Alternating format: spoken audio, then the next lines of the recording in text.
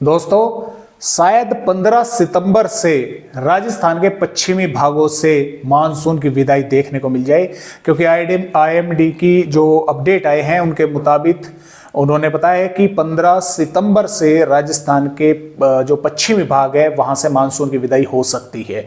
क्योंकि देखिए, बारिश तो यहां पर हो नहीं रही, और जब बारिश, जैसा कि आप सभी जानते हैं कि लगभग 5 दिनों तक अगर बारिश नहीं होती है तो मानसून की विदाई जो है वो वहां से मान ली जाती है। लेकिन इसके साथ साथ एंटी सर्कुलेशन भी यहां पर बना होना चाहिए। तो सिर्फ इसी चीज की कमी रहेगी, क्योंकि पश्चिमी राजस्थान के भागों पर बारिश तो नहीं हो रही दिनों से, लेकिन एंटी सर्कुलेशन वो नहीं बना हुआ है। तो अब देखने वाली बात ये होगी कि क्या बिना एंटी सर्कुलेशन के ही इस बार राजस्थान के भागों से मानसून विदाई ले सकता है। तो जैसे जैसे अपडेट आएंगे इसके बारे में आप सभी को जानकारी देते रहेंगे। फिलहाल पूर्वी राजस्थान के भागों पर बारिश होने की संभावना ही बनी हुई है।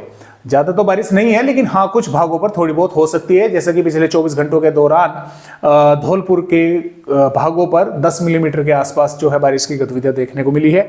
तो जो बंगाल की खाड़ी पर सिस्टम था उसने आगे बढ़ना शुरू कर दिया है, आगे बढ़ रहा है, और ये सिस्टम यहाँ से इस तरह से महाराष्ट्र के भागों की तरफ ना आकर थोड़ा सा मध्य प्रदेश के भागों की तरफ ऊपर, यानी कि ऐसे सीधा ना जाकर इस तरह से थोड़ा सा ऊपर की तरफ को होता हुआ आएगा। तो जिसके कारण राजस्थान के भागों पर थोड़ी बारिश की गतिविधियां बढ़ने की संभावनाएं बनी हुई है 16-17 सितंबर के आसपास, और 18-19 के आसपास एक WD भी भारत के पहाड़ी राज्यों पर आएगा। तो एक बार को थोड़ी बारिश जो है राजस्थान के कुछ भागों पर होने की संभावनाएं बनी हुई है। और इसके अलावा मानसून की ट्रफ भी इस समय राजस्थान के उत्तरी भागों से होकर और मध्य प्रदेश के मध्य भागों से होकर लो प्रेशर एरिया तक बनी हुई है। इसके अलावा भी एक और ट्रफ बनी हुई है महाराष्ट्र के भागों से इस सिस्टम तक बनी हुई है। तो जो भी बारिश होगी इस सिस्टम के कारण ही राजस्थान के भागों पर होने की संभावना है दोस्तों, फिलहाल के अपडेट के अनुसार बनी हुई है। तो आइए देखते हैं कि आने वाली यहाँ पर 14 सितंबर में राजस्थान के किन किन भागों पर बारिश होने की दोस्तों यहाँ पर संभावनाएं हैं। तो जैसा कि मैंने आपको बताया कि जो बारिश की संभावनाएं हैं वो कोटा, बारा, झालावाड़ के भागों पर है।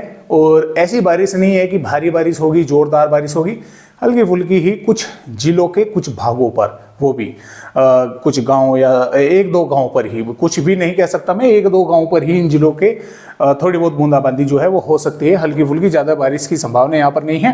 हालांकि बादल चाहे सलुम्बर हो, प्रतापगढ़, डूंगरपुर हो, चित्तौड़गढ़, उदयपुर, राजसमंद, भीलवाड़ा, बूंदी हो, पाली हो, नागौर हो, ज़्यादातर भागों पर एक बार को दिखाई देंगे। लेकिन उन बादलों से अगर आप ये सोच रहे हो कि ये बारिश करेंगे तो आप फिर गलत है, क्योंकि वे बादल काफ़ी ऊंचाई में हैं, उनसे बारिश की कोई संभावना नहीं है। बस ये है कि हाँ एक बार को धूप को जो है वे जरूर ढक लेंगे और थोड़ी बहुत देर बाद वे फिर आगे बढ़ जाएंगे तेज हवाओं के साथ।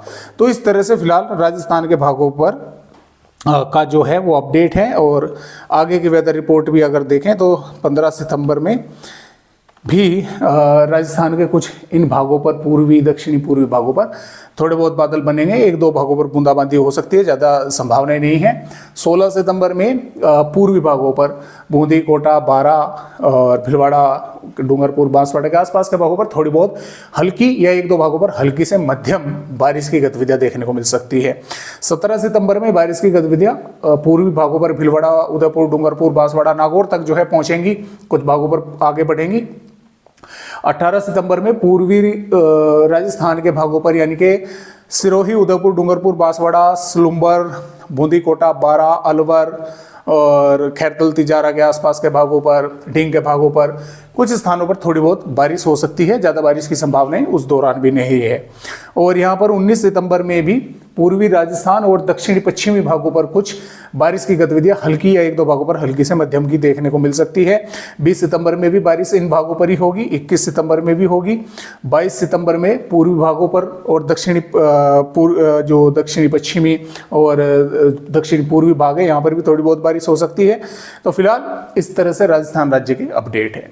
तो आज की वीडियो में बस इतनी ही जानकारी। एक नए अपडेट के साथ फिर मिलेंगे, तब तक के लिए नमस्कार।